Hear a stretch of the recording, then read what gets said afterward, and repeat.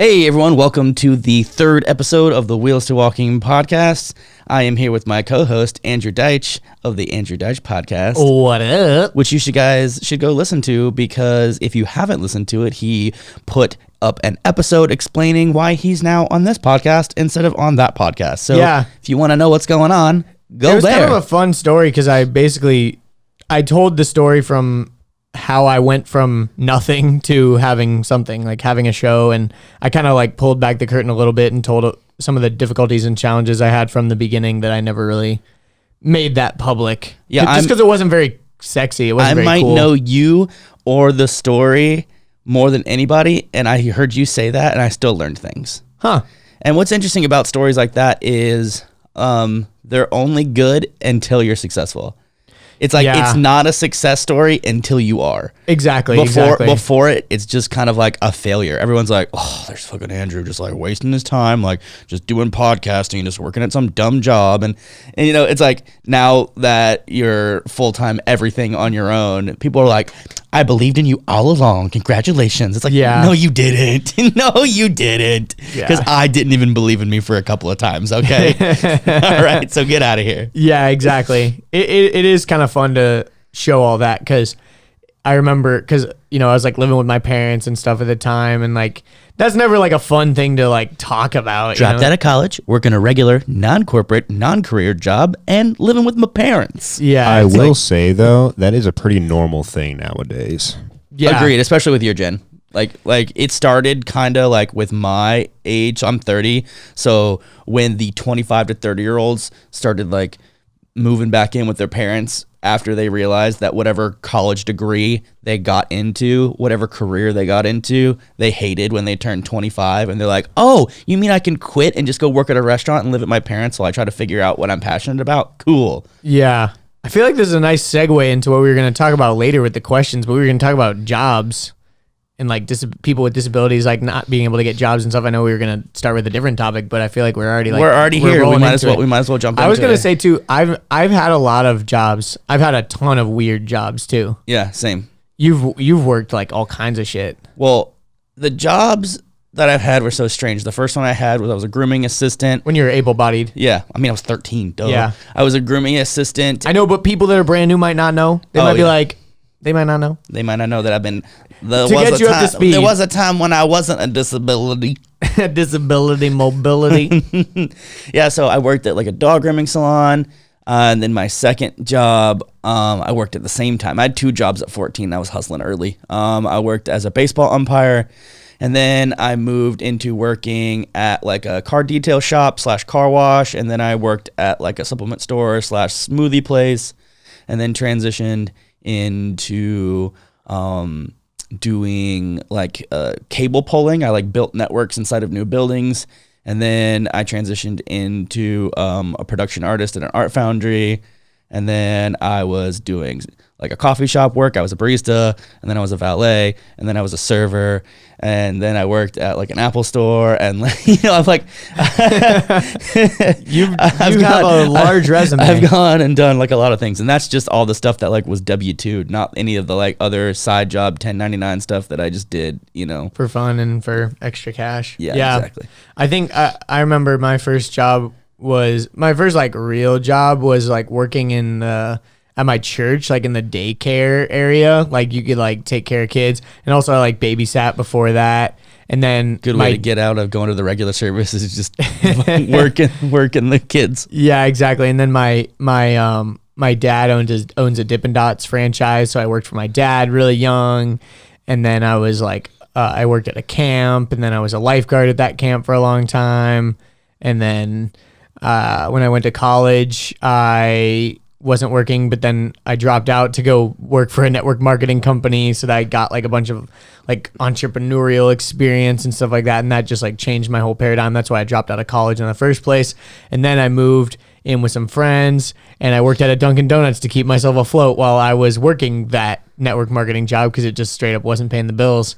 And that was a weird time in my life. I had no car, and I was working at Dunkin' Donuts. Sometimes I would walk to work. Sometimes my roommate would like let me borrow his car, but like most mornings I would walk, like it wasn't that far. It was like a mile and a half or something. That's a humbling experience though. Oh yeah. Especially when I was like going to these like home events, trying to like hype people up about like their future and like, you can join this company and like get a BMW if you sell enough energy You're drinks. like, what do you drive? And you're like, I got a chauffeur in a. I got some shoes on my feet, son. Dude, I remember the most humbling day was it was pitch black because I had to open the store. It was like 5 a.m. Yeah. And it was raining hard, and my roommate was gone.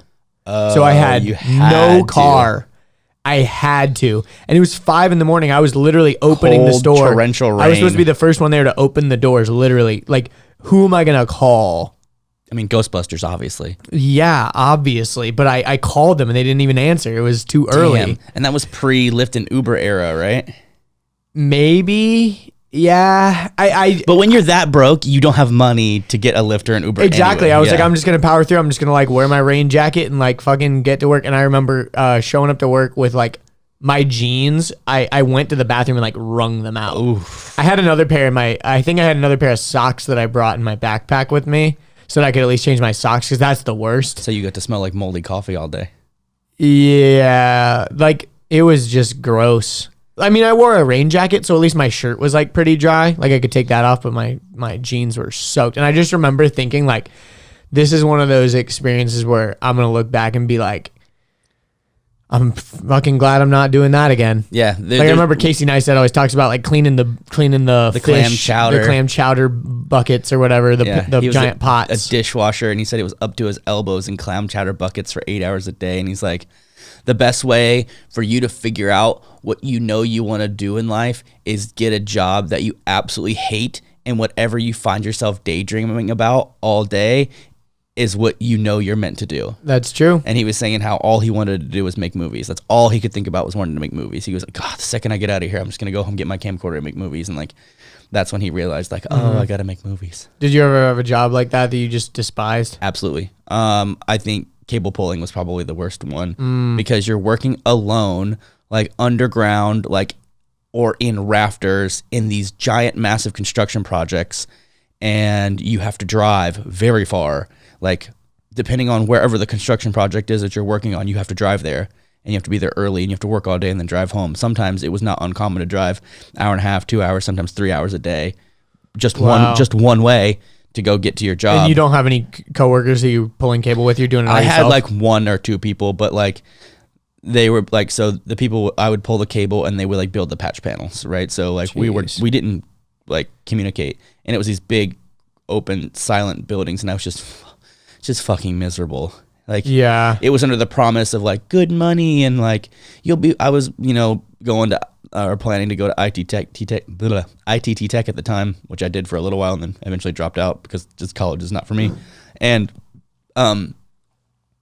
it was like, oh, kill me. Like I hate like I'm so miserable right now. Yeah. Washing dogs was kind of like that too, but I got cash under the table, so that wasn't too bad. Yeah.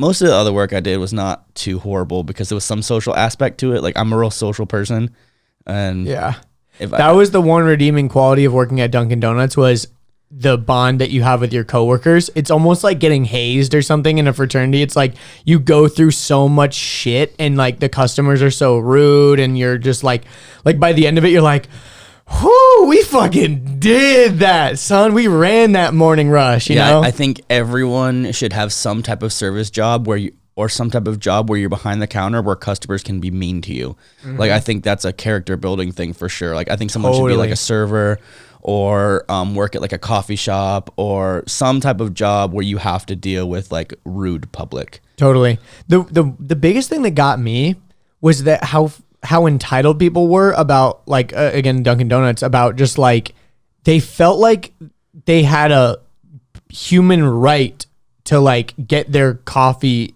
in like a timely manner and like the correct way every time and blah blah blah. And it's like, yes, from a business standpoint, yes, you do, like that's what we're trying to provide you as a service, but it's not like the fucking government or like if we're closed, like what would happen? Would you freak out? Like, we're a business, like we're a private business. I think like what happens is people plan their day around your perfect service. Yeah. So they're like, okay, I've got 15 minutes before work. I'm gonna go pop in and get a coffee, and I won't be late to work. And they would even say sometimes they're like, now I'm gonna be late for work. I'm like, that's not my fault. Yeah. I think about too, like when I go out to eat for food, I have to plan for my meals to get messed up every time because they do. I went to a place and they messed up 3 times. Remember when we went to Shake Shack? They messed up the fix. Every time, like we were at the Shake Shack in the airport. Which airport was it? Dude, I don't Chicago. remember. I think it was in Chicago. It took them 4 times to get it was right. messed up. Every time they I did it had wrong. finished my burger and was just sitting there, but by the time Richard even got his correct meal, Yeah. it was hilarious. And every time honestly. I'd go back up there, I have to spell it out, like literally spell it out. But I digress.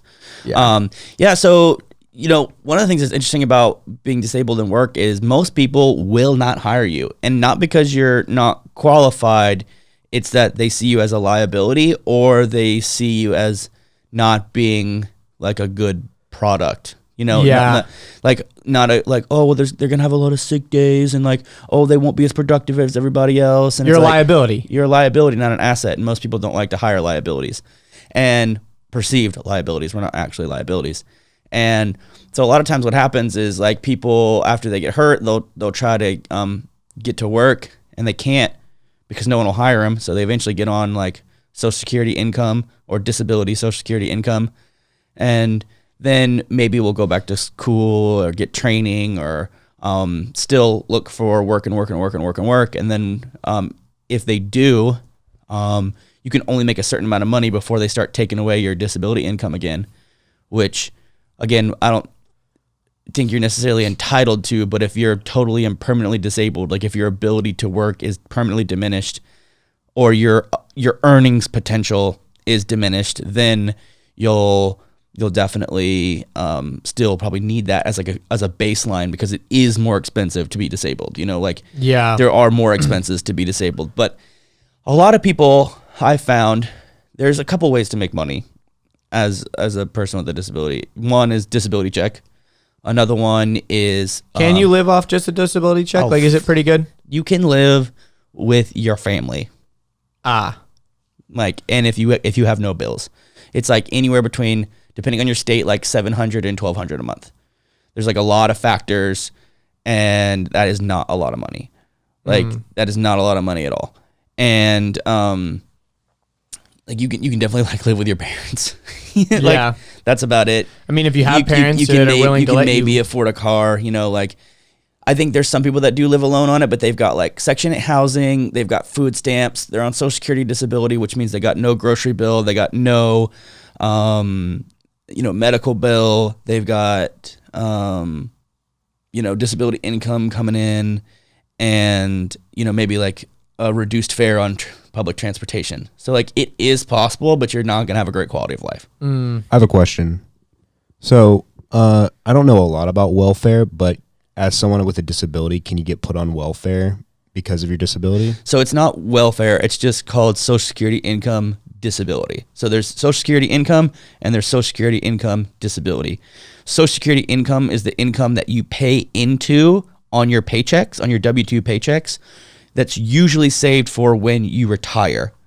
But if you become disabled, you get that earlier instead of having to wait till you're 65. So if you are what they classify as totally and permanently disabled for 2 years, you start to get a check, and you go on the same insurance that they give you when you're retired, which is Medicare.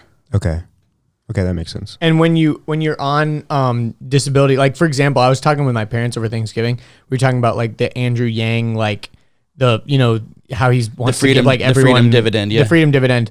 Would that cut? Because he was basically talking about how that's going to kind of like replace Social Security in a way. Would that? Do you know how that would affect anything, or have you even looked into it? No, I'm just curious. I haven't looked into it. I've listened to him on a couple of podcasts. What do you think about that? He's got a lot of points that are very valid and very progressive and forward thinking. I just don't think America's ready to think like that yet. Yeah, I think it would need everyone to like listen to like a 3-hour long podcast about how it works, kind of, or something. Basically, and even then there would still be a lot of skepticism. For sure. And he calls it the freedom dividend. and it's $1,000 a month for everyone, and no matter if you're wealthy or not, and you can choose to accept it or deny it. And I don't think it cuts into your Social Security. I don't think it has to do with Medicare, Medicaid, and I don't think it has to do with welfare or food stamps. Or I honestly don't even know how he's potentially planning on getting it paid for. Like, well, I don't know if it's on. I don't know if it's taxes. I think it would be again. We're two dumb idiots talking about this. I brought it up. Sorry, but I think from what I remember, it would be a part of the umbrella of the Medicare and Medicaid or Social Security system in some way. Well, so it would have to be because that's where the quote unquote bucket at is. the end of the day, it's basically they're trying to like quote unquote spread the wealth around, you know. And I think where a lot of it would be coming from is like cutting spending on other things too. I mean, you think about how much we spend on the military, like we could easily afford to do it. I would highly recommend anyone who has no idea what we're talking about or wants to know more about it is listen to Andrew Gang on the Joe Rogan podcast. Yeah, it was really actually fascinating. And he was also on H3, I think, wasn't he? But he didn't go into as much detail. Yeah, because the H3 guys are already fanboys. They're already fanboys. Yeah. But so that's one way to get money as a disabled person. Another one is to get like a regular job if you can get hired. Another one, which a lot of people take, is the entrepreneurial route or the foundation route. Because if you create a nonprofit or a foundation, you get you can write yourself an income from those donations. So I think about like our friend Garrison, who has the Garrison Red Project, and I think about like Art. You know, his thing is like called Life Rolls On Foundation. I think about Jesse with the Wheel With Me Foundation. They do like public speaking, they do fundraisers, and then they add value into the community. But I think they can also like add a paycheck to their own pocket as a source of income through a nonprofit. I don't know exactly how that works, but a lot of people that are on wheels do that. Because you're basically taking advantage of the fact that you can be an advocate for these companies and things like that. You can also get paid to be a public speaker. That's a huge thing. You can get paid a lot of money, good money, to be a public speaker. But to go back to the inspiration porn thing from last episode, it's kind of like sometimes if you're being, I think for the right reasons and the right opportunities, it can be a really good thing. But then in some instances, it's like, we want the wheelchair guy to come speak so that he can, energize our sales force. Like, you're just so inspirational. Yeah. And it's like, so there's that. There is if you're in some type of car accident, motorcycle accident, thing like that, thing that's not necessarily your fault and you could sue for it or get a settlement or something that involves insurance. Yeah. You can have an insurance settlement. You can have a situation where if there's like some type of quote unquote accident, whoever is quote unquote responsible for that accident, you can also sue them.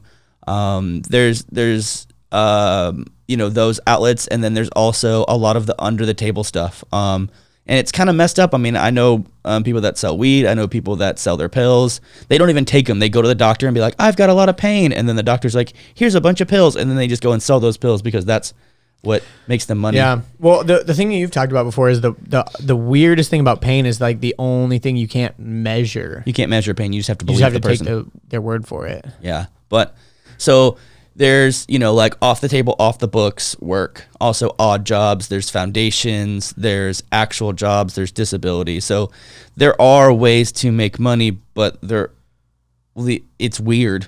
Yeah. it's hard because of course, there are other opportunities. We know plenty of people that are wheelchair users that have normal jobs. I mean, yeah, absolutely. And then I think like about Kyle, he's an architect. Mm-hmm. I'd consider that a pretty awesome normal job. Basically any desk job you can do. Yeah. Like any desk job anywhere, period, because you're already sitting in a chair. Do you still think that employers will discriminate a little bit? Probably. I think about even like sales jobs. If you got a sales job, you can do that. Pretty much any retail job, you can do pretty much any retail job.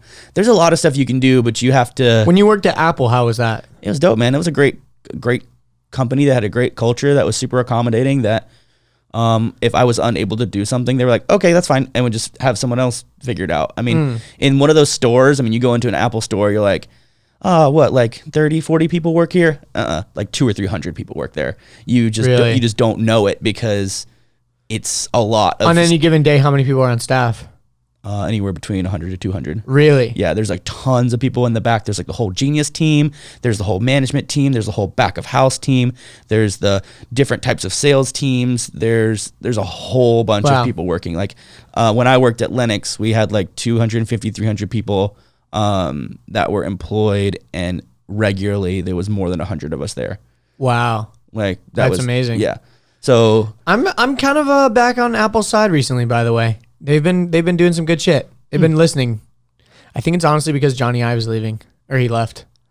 I don't know if you knew about that. Well, Johnny Ive was the last dinosaur from the Steve Jobs era. Exactly. And so Steve Jobs left, who was like the innovator, and Johnny Ive was like the designer. So I think Johnny Ive felt that he had to like keep the legacy of Steve Jobs, but kept making like... He kept pushing... He pushed design too far at the hostility of the user. Yeah. Like it became... This is the most sleekest, uniquest, lightest, weightest... And it's like, where's the ports? Like Exactly. it's a pro level Where's computer. the ports and where's the battery and where's the thermal capabilities? Because this thing sucks ass. I mean, let's be real. But the new Mac Pro is insane. The white one. Not the... The Mac Pro. Not the The cylinder. giant tower. Yeah. The cheese grater. Yeah. It's not white, it's silver. Is it silver? I thought I saw MKBHD have... It's silver. But either way, it doesn't matter. But yeah, it's badass. So Yeah. you are watching MKBHD. I just saw a thumbnail. I just saw a thumbnail. But yeah, so anyways, there's also like the entrepreneur route where a lot of people just start their own thing. Yeah, that's kind of what we did. Yeah, you kind of have to. It's an unfortunate reality where you kind of have to make your own path. And again, it's unfortunate but fortunate, because it's like when you have all Limited. the possibilities, it's kind of like, what do I do? But when you're kind of limited, you kind of have to like, you're almost forced into a thing, which can be bad and good. You know, it's like when you're forced into a corner, that's when you can like push the hardest into a niche versus like trying to do everything. Yeah, and a lot of guys will start like a wheelchair company or like a medical supply company or some type of an accessory, or like there's plenty of cool stuff that happens. You know, most people that are like, I'm broke because no one will hire me. I'm like, yeah, that's just one route though. True. That's just one way of doing it. And it's like, yeah, that might be true. You might not be qualified. You might not be capable. You might not be able to do these jobs that you want to do. Yeah, it's like, oh, I didn't have the money to go to college. No one will hire me. It's like, there's plenty of people that are doing great without college degrees. You got to get creative. Yeah. There's plenty of people that have master's degrees that are working at Baskin Robbins. You know what I mean? It's yeah. like, so for people that are newly injured or like brand new wheelchair users or people with disabilities, what kind of like advice would you even give? I just say, or what advice would you give for like employers too? I think for the first question, I'd say is be flexible with your career options. Like if you got hurt at a construction job, the likelihood of you going back and doing construction is super low. Even if you find a way to like have an action track chair and then just be like the guy who oversees the whole project, whatever, a foreman, you know, like just, you're probably not, but you might be able to like start a construction business and then like have employees that like go work on construction sites. Like you can still stay within your industry, but like your actual job will probably change. And I think don't be afraid to reinvent yourself. Like you now have no excuse for I don't have time. Like you have so much time and you have the ability to learn a new skill. You don't necessarily have to go to college to this. Like you can watch YouTube videos and you can listen to podcasts and get audiobooks and you can take Skillshare courses and you can find ways to become an expert at what you want to do. You just have to find a way to bring value to the marketplace. Like there's tons of courses and classes and things you can take that aren't necessarily a college degree or whatever. Because let's face it, there's tons of like skills out there that people just need. I mean, I think, for example, like video editing and stuff like that. It's like I learned it all by myself in the past couple of years, and now I'm like invaluable for Wheels to Walking. You know, absolutely. Like, I mean, I think about I'm irreplaceable, sort of, which is a great place to be. I think about the job title, social media manager.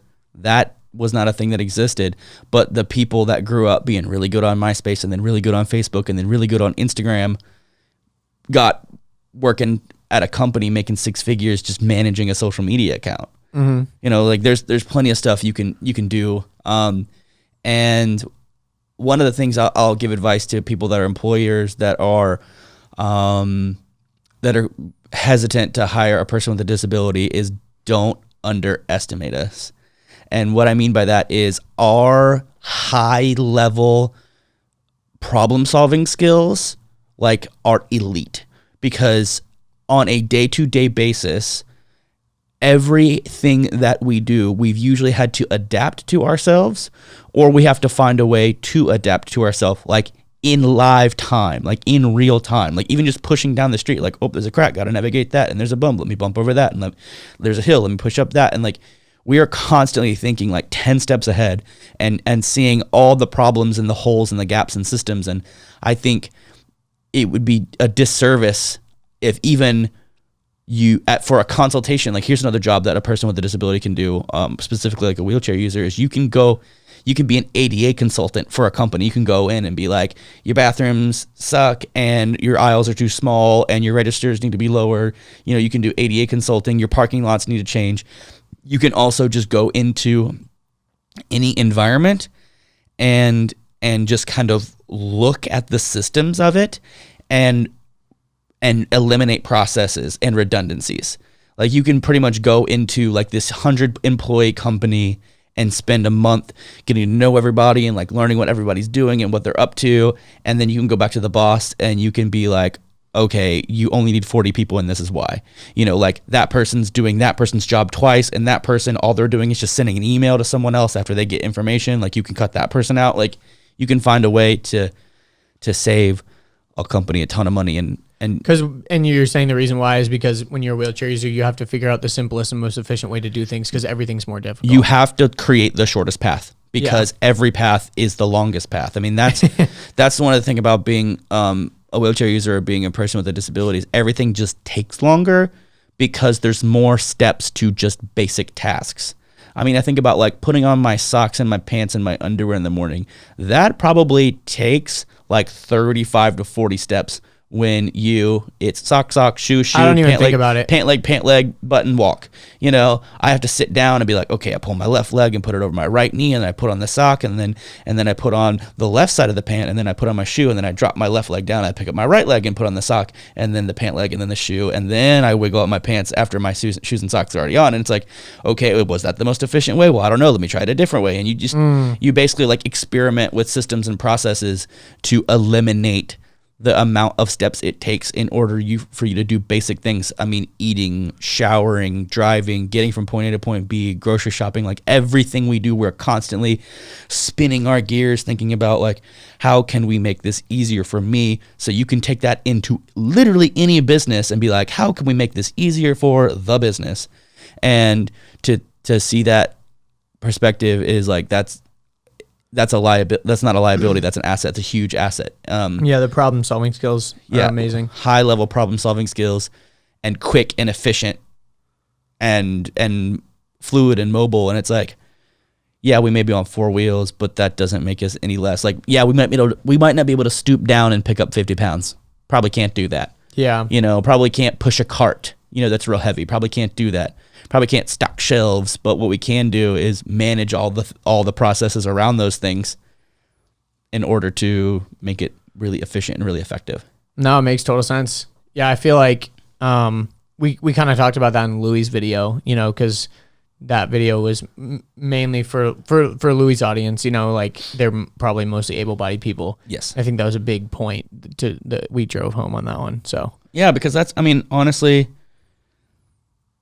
there's no better way in the United States to feel like you're not a contributing member of society is when you're not working a job and not getting a paycheck by working versus a paycheck that's just given to you.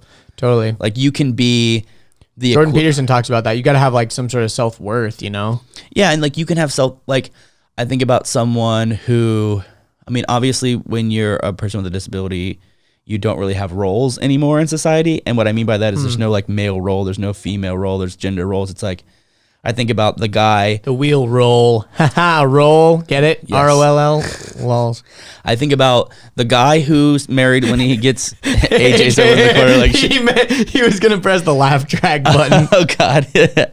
Don't do it. Don't do it. Don't do it. So I think about the guy who's a wheelchair user who was the primary breadwinner in his family. He went to work, came home, ate dinner, went to sleep, wash, rinse, repeat, right? Spend the weekends with the kids. He gets hurt. His wife has to pick up a job. His wife is the full-time breadwinner. He's like, oh man, I'm a worthless, crappy, lazy piece of shit. You know, my wife's doing all the work for me. Yeah. You know, like you don't feel like you're bringing any value to the table. Yeah, but if you cook every meal and if you go grocery shopping and if you take care of the kids and balance the checkbook and, you know, like if you do all of the other added value things that don't necessarily plan trips, whatever, you know, like you don't necessarily have to like go out and work for anyone else. You can still work for your family. But even still, it's something about just being a guy, I think being a man. Yeah, you want to be the protector and the provider. You want to be the protector and the provider, and it's hard to do that. And then there's also that like disability paycheck trap that happens too, where it's like, if you make too much money, they start taking away your paycheck. So even though at your job you're getting raises at your job, your disability paycheck's getting smaller and smaller and smaller. So you're getting paid the same, but you're working harder. So there's no incentive. Yeah. It's like I'll work 30 hours a week. How do you think we fix that? I don't know, man. Just make it so the disability check is always the same no matter how much money you make. I don't know. I just don't know. Like I feel like that's a reasonable place. I don't know. I think, or maybe only reduce, or maybe only reduce it at a higher level. That's more reasonable. You know, like I don't know what level it caps out at. But I think if it was at like $100,000 versus like $20,000, like that would make more sense to me. I don't like the idea of a disability check getting smaller because you're doing better. Yeah, I agree. I don't like that idea. You shouldn't be punished for being a more productive member of society. Yeah, I agree. And we still have all those expenses that are extra expenses. And again, I don't think it's like the government's responsibility. I don't think, you know, I'm not trying to say that like I'm owed this $1,000 because I'm broken now. It's like I don't like that entitlement attitude. But however, I do think it's like you should definitely not be punished for trying to become a productive member of society. Like there shouldn't be a threat or a worry of, oh no, well I'm gonna get this job, but then I'm actually at the end of the year I'm gonna be making less money by working. So I just won't work. Yeah. I mean, it's a slippery situation. Yeah. But just to kind of change topics a little bit here, but also kind of on the same thing of like roles, I have a thing that I've been saving for this podcast. Oh, guys, this is probably gonna flop now. Dude, you've been hyping this shit up so much, and it's not even that big of a hype. But okay, so my thing that I was wanting to bring up is our roles are very interesting, right? Yes. Because we talked about it a million times. I am not wheels to walking without you. Obviously, you are not wheels to walking without me. Not so obviously to everyone. But it's funny because I've been like watching a lot of like random interviews or like, you know, listening to other podcasts and finding like so many parallels between our relationship because our relationship is so interesting. And I think that's one of the things that makes this podcast really cool. Yeah. Is we have arrived at the same place and we work together and we're also so similar, but we've taken different paths. We touched on this on one of the last podcasts. I did all the right things and you did all the wrong things, apparently. Something like that. The hardest life decision you've made was to drop out of college or not. Pretty much. Yeah. It's just like, yeah. I mean, but again, I've had to do some weird shit. It's all relative, dude. Yeah, exactly. I'm just giving you a hard time. No, I know. And I was joking about that too. But one of the biggest parallels that I found that was really interesting was I was watching this interview with Billie Eilish and her brother. Yeah. And I don't know if you like pay attention to them, but it's really, really fascinating because Billie, she's the face. She's the face, and she's 17. She's about to turn 18. I think her birthday's in a couple of days. And she tours, she sings, she takes pictures. Billie Eilish is Billie Eilish, and she's the face of who she is. Yes, and she's very iconic. But the thing is her brother Finneas he writes most of her songs, or he writes a lot of her songs, and he produces everything. Like she does do, like I think she can play piano, she can play guitar a little bit, but like he's like the puppet master behind the scenes, 100%. And I didn't know he existed until you told me about him. And he's also an artist in his own right. Like he is touring right now. He has his own albums. He actually was an actor in Glee. I didn't know that. Like he's been around. Like he's kind of busted his chops in his own realm. And, he's only like 21 or something too. Little protege, little sister. But then he's got this sister that's just so fucking interesting.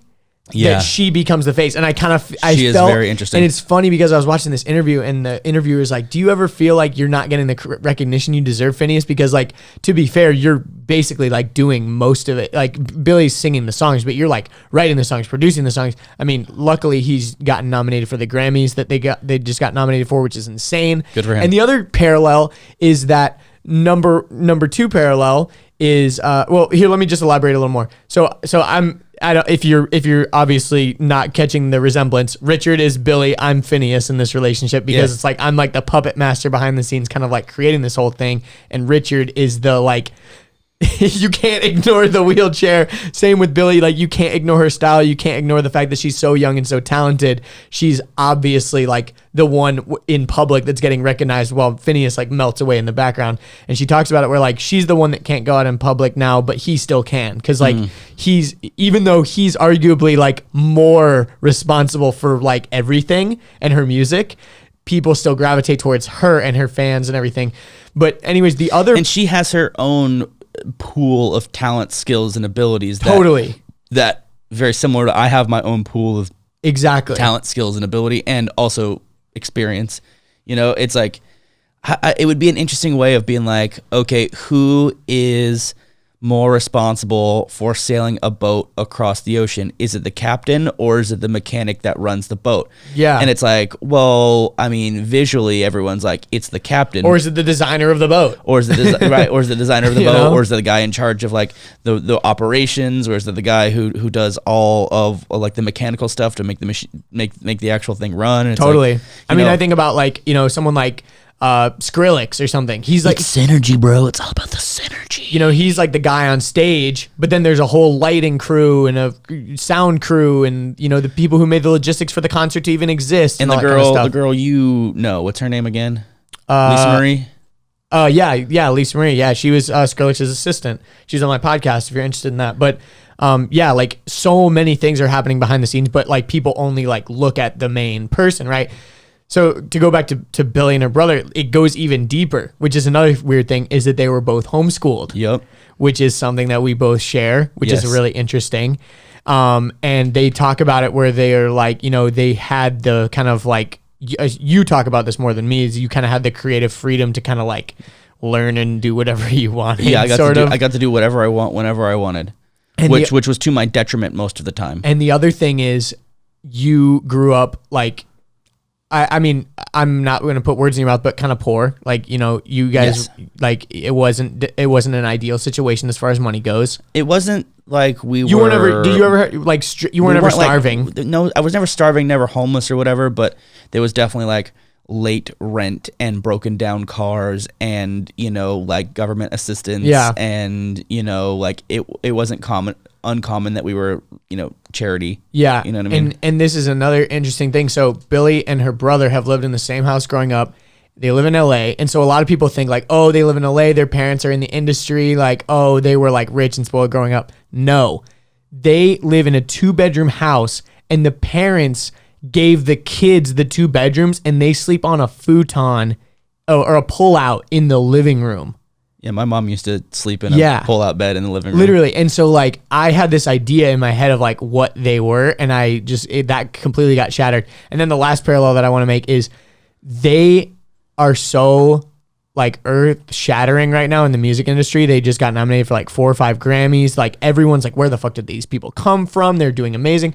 And for them, they're like, well, this doesn't seem fast to us. Like it doesn't feel like we blew up to us, because we've been working behind the scenes for like the past 5-6 years on shit like this. Like, but the crazy thing is they did the entire album in Finneas's bedroom in their parents' house. They recorded the whole album and produced the whole album in that bedroom. That's crazy. No one from the industry, no one, it's literally the meme. No one, Finneas and Billy, make this fucking album. It's like, no one asked for it, but here it is. and that's literally what we're doing with Wheels to Walking. Yeah. No one was fucking asking for some, you know, tatted up buff wheelchair guy to come on the scene and shake up the whole thing, but here we fucking are. There's been so many people that have been baffled when I say I've only been doing it for a couple of months, because how we present ourselves as if we've been doing it for years and years and years.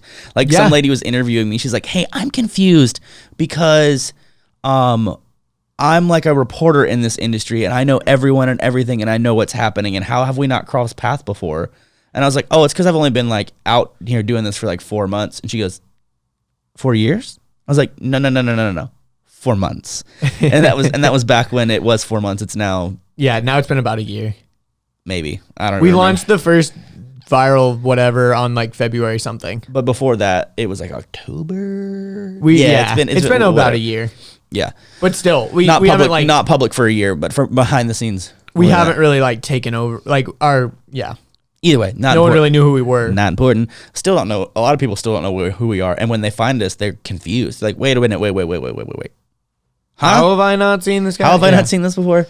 Yeah. And that's there's some people that are in the disability world that do have mainstream, like Pitt is mainstream, Woody's mainstream, Aaron Wheels is mainstream because one does backflips on a mega ramp on Nitro Circus, one, does crazy calisthenic work, another one is like a CrossFitter who, pranks people and ends up on like Barstool and Complex and, World Star and like, these guys, people know them because there's a big mainstream play, but we're so super hyper specific niche that only the people that know us, which is cool. But this is our bigger mainstream play, obviously, because we want to totally, open up the.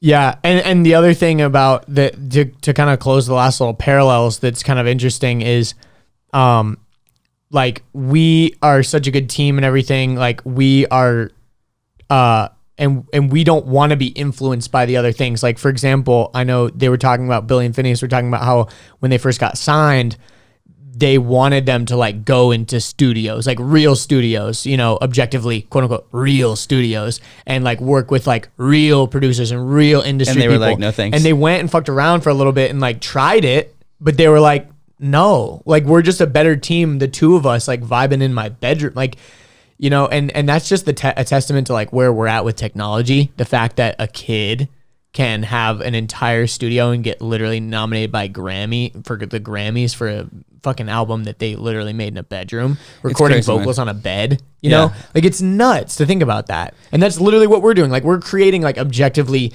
TV quality videos. Like, I think about the dove hunting video. Like I watch that. I'm like, dude, I'm proud of that video, Yeah, that's another video that didn't catch a lot of love, just like that. Yeah. It's very weird how like the videos that we're the most amped on, YouTube / the people that watch our stuff really don't like that much. I think that's how it goes sometimes though. But the stuff that we kind of just throw out there are the ones that just like keep, like I'll show you my analytics later of the videos that have been in the top 10 for the past months that are getting 5,000-6,000 views every 2 days. And I'm like, I think because they're really practical. And I'm like, that one was a throw together. That one was a throw together. That was a last minute organization. What the heck was that about? Like it was all, it's like the no big script, like off the cuff. Yeah. Just like random, just like bleh. But the ones that were like, okay, we're going to travel for this and we're going to make this point and we're going to write all this We're script. We're going to spend a lot of money. We're going to spend a lot of money on this. Those are the ones that like end up being just kind of like, except for the hands-on concept video. It's still getting 3,000, 4,000, 5,000 views every couple of days. It's growing. And I'm stoked. That's a good balance. See, that's a good one that's for them and for us because it was fun to make and it was a good practical one. I heard Sarah Dietschy talk about this actually. It's a good long con. Like it's compounding. Exactly. Like that one hasn't dropped steam yet. Same with the flying video. Mm-hmm. That one's it's almost at 1 million now. It's crazy. It's almost at 1 million. Crazy. Yeah, Sarah Dietschy talks about it where she says you gotta kind of have that trade-off because if you only make videos for the audience and never anything fun for yourself, you're gonna get burned out on that regard. Totally. And then if you only make things for yourself and never for the audience, they're gonna leave you. Like no one's gonna give a fuck. So you got to do kind of like the one for them, one for me, one for them, one for me kind of trade-off where you got to find that balance. And I think we're kind of in a pretty good sweet spot right now where we've kind of like started to figure out where that is a little bit. Absolutely, Mark. And this little kind of winter chilled time that we're doing less travel and we're starting up the podcast and really kind of honing in on all of our skills and like less collaborations and stuff like that, we can, and doing more YouTube-y style videos, we can then, we've got a little bit of clout, a little bit of notoriety where brands and products and people know who we are, that when it's time to start, for me to start reaching out and getting those bigger collaborations done, we can definitely we've got some notoriety. Totally. Speaking of colder weather and you know, we haven't been shooting as much outside and stuff like that, which has been kind of nice because we were able to like shoot indoors. I know you've been talking about how you're less depressed this winter season. So because of like the lights and stuff. Yeah, normally this type of year, I get a wicked case of seasonal depression, not just because the days are shorter, but also because my pain levels are increased due to the cold temperature.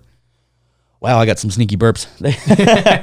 due to the cold temperature and a lot of the rain that comes through. So normally I get kind of like depressed because I am. Well, you also live in a building with floor to ceiling windows, so like you're looking out and it's like gray and gross, and it's just like that's your world. I mean, I'd rather have big windows that I can see out of versus.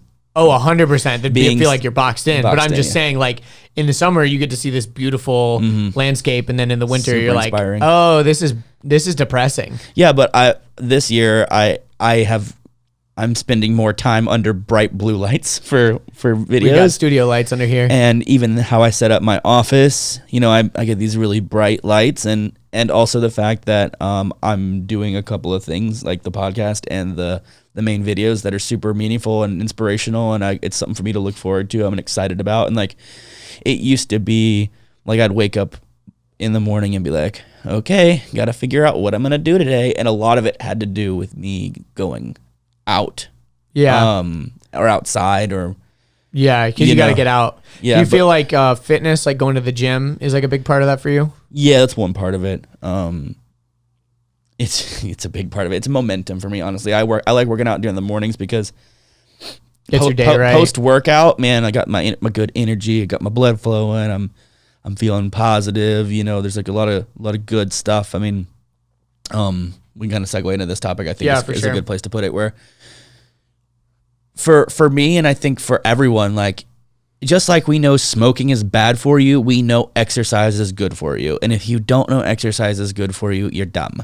You know, and that's for everyone, right? It's good for so many aspects and areas of your health, but even more so for guys like me, and other people with disabilities, right? Like it helps with reduction of a lot of secondary complications. So if you are eating a quality diet, you don't have digestion problems, you don't have constipation or diarrhea, you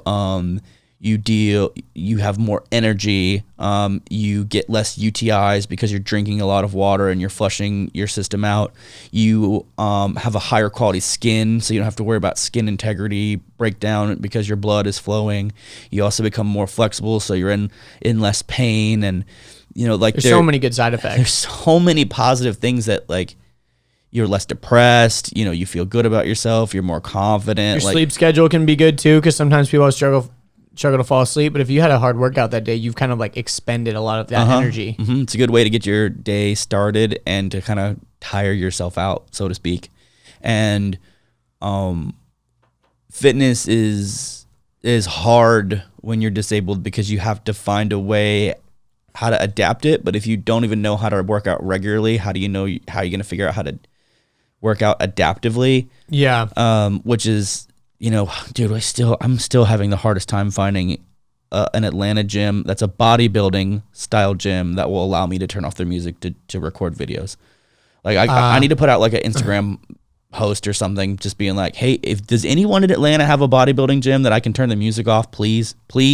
Because people ask me about this. I mean, if it really comes to it, we could always do 100% voiceover, but that would kind of suck. Yeah, I wouldn't want that. I mean, we could, but I wouldn't want that. Yeah, and the reason being, if you're listening and you're like, why do you need to turn the music off? You guys are selfish. What if everyone wants to listen to music? It's because on YouTube, if we have music in the background, we'll get copyrighted. Yeah, we'll get copyright claimed and potentially even have the video taken down. Yeah, I mean, probably that wouldn't happen, but what would probably happen is they just claim all the revenue from the videos. And that's how we make money at Wheels to Walking mainly is currently right now, our main source of income, which is crazy, is YouTube AdSense. And we're in the process of diversifying that for sure. Because ad money is not dependable. Not only is it not dependable, but it's just not that great. Currently, either. Okay, my expenses to income, I've currently spent 4 times the amount of income that I've made. And I haven't done the math. I haven't looked at my books recently. But again, we're in the first year. It might even be 5 times, honestly. But again, we're in the first year. I mean, we're treating this like a startup. Totally. I mean, all startups are kind of in debt for the first 1 to 3 years. Yeah. Like music festivals typically don't turn a profit until the 3rd or 4th year. Yeah. Yeah, it was funny actually. I was at my grandma's house yesterday and I was showing her some of the videos. And every time the ads came on, I'm like, making that money, Grandma. We're making that money. This is how we pay the bills, Grandma. We got to watch these ads. It was so funny. That's awesome. I always love it when people in the comments are like, hey, just want to let you know I'm over in UK and I get about 4 or 5 ads per video. So, you know, hopefully you're getting that check. I'm like, yee. Yeah, for people that are listening and don't realize, we can put in like multiple ads and you might get annoyed by that. But that's how we make money. And if you are annoyed by that, you can pay for YouTube Premium and we still make money that way and you don't have to watch ads. Well, you also have to remember that when you're watching, I don't know, like network TV, for every 30 minutes of TV, you have to watch 8 minutes of ads. So you get 22 minutes of content and you get 8 minutes of advertisement. That's a bad trade-off. That you cannot skip. And on YouTube, you get skippable ads. I always make sure to put in skippable instead of non-skippable ads because non-skippable ads are a great way for people to leave the video. You should put non-skippable ads at the very end. I can't choose when they go in. It's just skippable versus non-skippable. And then, so if you get upset that in a 22-minute video, I put 8 skippable ads, meaning that you only have to watch 5 seconds of an ad and then press the skip button, you can go somewhere else. Do we still get paid when they click skip? Yeah, it's just not as much. So if you watch the whole ad, we make more money. Yeah, a lot of advertisers put a lot of bait in the first 5 seconds, knowing that you only get 5 seconds, so that because they want to entice you to keep watching, because it's also beneficial to the advertiser too. But I think it's like maybe watch time is calculated into that. I fully don't know how it works. It's such a weird system. But honestly, anyways, don't complain about the ads. It's how we make money. I mean, I was anti-advertisement for a while, and even still, like so you have like 6 different types of ads that you can put into your videos.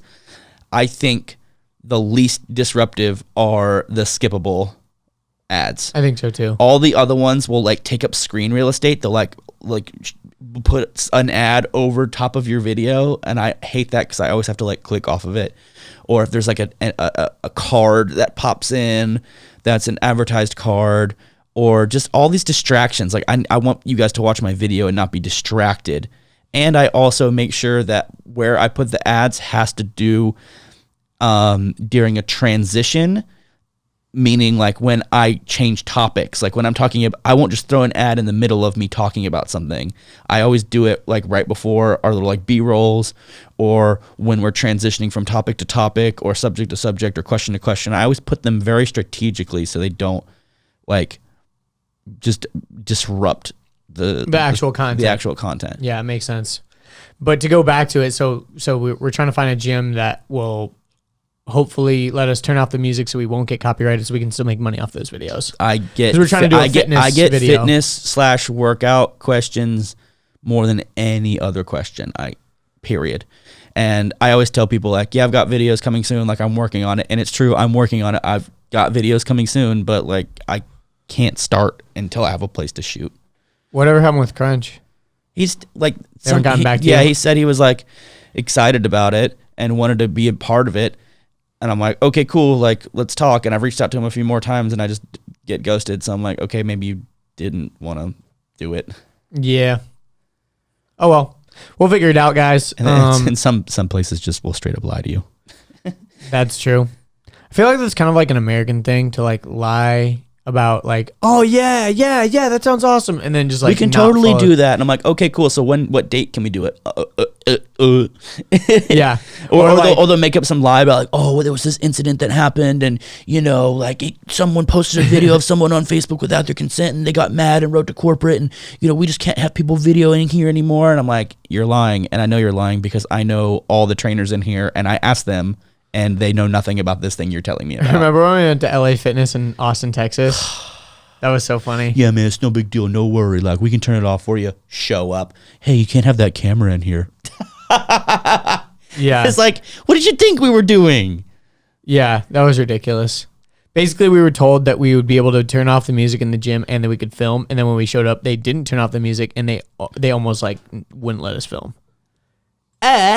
So dumb. Yeah, that's why we can't really do corporate gyms. We got to do like franchise gyms. And, Yeah, we have to know the franchise or a private gym. Like I know private gyms. Like I honestly think if I could I think of 2 gyms that I know that I haven't really reached out to yet because I don't really know the people personally, but I kind of know them. You know, I could be like, hey, can I come do stuff up at your gym? They'd probably be like, yeah, My sure. friend Max works at a like private gym. Maybe he can help us out. But is it a bodybuilding gym? Because I can get group fitness gyms all day, but I'm not doing group fitness videos. Yeah, screw that. No, he used to work at like a bodybuilding one, and now I think he works at more of a powerlifting one. But I think it still might have the right stuff. If that they've we got would need. bodybuilding style equipment, but powerlifting gyms normally don't. They've got Olympic lifting style equipment. Yeah, I can't remember. The one that we went to originally that he used to work at had definitely like a lot of bodybuilding machines and stuff like that. They could be adapted, but I don't think he works at that one anymore. I think his new gym is different, so whatever. Yeah. Not important. But anyways, basically though, to go back to like the whole fitness thing, obviously it's super important. Obviously, it's a big part of your life, but for people out there that are not fully like comfortable yet, they're like still, maybe they're newly injured or like they've never worked out ever, or they're like they've never even stepped foot in a gym. Like what kind of advice would you give? Well, my first fear was what happens, not if, but when I pee and poop on myself. Yeah. So I was kind of terrified about that. Also, I didn't want to look like a goofy, dumb idiot, like just like moving stuff around and then like trying something out and then it not working. I was like afraid of being embarrassed. So hack 1 was I would wake up in the morning, I would pee, I would not eat, and then I'd work out completely fasted with no water. So that eliminated the possibility of me pooping on myself, and it eliminated the possibility of peeing on myself because I was basically dehydrated. Now, should you work out dehydrated? Probably a bad idea. But that was just my hack until I kind of figured out like my body. Also, try to... Was that before you had the AMS? No, whatever? the AMS 800 was the only reason I felt comfortable going back into the gym. Once I stopped peeing on myself. Like, we'll talk about... I think we'll talk about later. it in the next podcast. We should bring it up in the next podcast. Yeah, but we'll talk about it later. Basically, the AMS 800 is an implant that can help you control your sphincter. Your sphincter, your urethra. Yes, I have. Isn't your sphincter your butt, or is that your a sphincter? Is pee hole? any opening that opens and closes. Yeah. Oh yeah, because I think people say like anal sphincter. Mm-hmm. Is it sphincter or sphincter? No idea. Not I think a it's doctor. sphincter, but I hear people say sphincter. Yeah, but so anyway, we So anyway, shut up. No, I'm just kidding. no. Yeah, so I would say get your pee and poop situation figured out, and then you can go early in the morning when you first wake up, or you can go later at night, or you can go in the middle of the day. You can go times when there's not a lot of people at the gym. I also recommend going at the same time every time because most people's gym routine is the same. So, like, if you show up at 10 every day, there's probably going to be the same people that are also there at 10 every day. So you can get relationships with those people and they can help you out with stuff. You can be like, hey, can you pull that bench over here? Like, hey, can you spot me real fast? Or, hey, can you pick me up or move People me will here? be very willing to help you. Yeah, because... They're noticing you anyway, especially if you're in a wheelchair. Like, they're noticing you, and they're probably like, oh, that guy's probably cool. Well, it gives them a reason to talk to you. Totally. It also makes them feel good about themselves, and they're probably a bit inspired because they're like, shit, man, like, fucking wheelchair guy. This guy's getting it. Yeah, and that's also cool too because like I don't think that's really porn. That's just simply being, like, there's no reason. There's nothing wrong with being inspired. Generally inspired. Like, I am inspired by other guys in chairs that do stuff that are just incredible, and I'm like, dude, what? That's insane. I gotta do that, or I gotta try that, or I gotta, I get inspired frequently. Or you're like, I ain't never trying that, but that's cool. Yeah, exactly. Like, that looks great, but I'm not trying to die. That's cool for a video, but nothing else. I ain't bouldering, no climbing walls strapped to my wheelchair anytime soon, Woody. Yeah. What happens when you fall? I don't know. It seems just worse. You guys need to look up Woody_Belfort.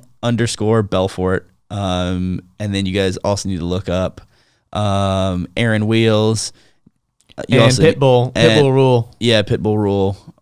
Is that what he goes by? I think it's Pitbull Rule on like RHUL, like yeah. Pitbull Rule. Yeah. Yeah. These guys are nutso. And then there's also people like all the other guys that do all the like the adaptive mono skiing and the guys that do the adaptive mountain biking and like cool stuff. Yeah. Bowhead. The Bowhead Reach guys. Yeah. Wheels adaptive. All right, guys. So we're just gonna go ahead and we're gonna wrap. Let's wrap it up. Yeah. Make sure you please. This is part of our launch series. So if you're listening to this from the beginning and you're realizing that like, oh, these are brand new episodes. They just came out like today or yesterday or a couple days ago. Please, if you're 2 in, if you're 3 in already and you haven't rated and reviewed, come on, what are you doing? Yeah. So come on, please. You're liking it this much. Think about all the other people that are also gonna like this too. We're trying to get on new and noteworthy. You've heard us talk about it, so I won't beat this horse to death. But please go to Apple Podcasts on your computer or on your phone if you have an iPhone. Listen to all the episodes, subscribe, and rate us 5 stars and leave us a little written review. It can be short, it can be long, however you want to do it. Those just really help us out. We're trying to get in the new and noteworthy section of the of Apple Podcasts. It helps us get out to more people and further the message of Wheels to Walking. The more further our impact and reach is, the better. Yeah, and don't forget that word of mouth is also really valuable too. You can make posts on your Instagram stories. Take a screenshot right now and post it on your Instagram story. That's a big way to get the word out. Yeah, you can put it on your Instagram story. You can tell all your friends in real life. You can. If you're listening on Spotify, you click the little share button. You can share it to your story directly, and people can click the link. Yeah, because sometimes all it takes is one person saying something in real life. Like I can even like see someone posting about something a bunch of times on their Instagram or on their Facebook, and I'm like, okay, cool. But then by the third or fourth time, you might actually check it out. Yeah, but not only that, but if I see them in person and they're like, hey, have you tried that? Checked out this one thing? I'd be like, okay, well now I gotta. Yeah. Like word of mouth is still really important. So tell your friends. Tell your friends. Tell your family. If you're an able-bodied person, tell your other able-bodied friends. If you're a disabled person, tell your able-bodied friends, and even more importantly, your other disabled friends, because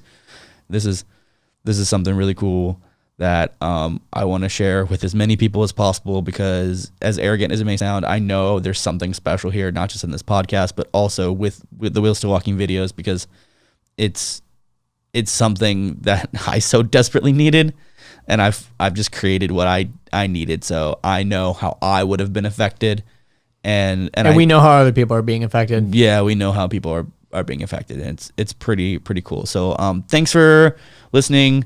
Thanks for watching. If you're watching on YouTube, be sure to subscribe. And follow us on places. All right, see you guys. Bye. Bye.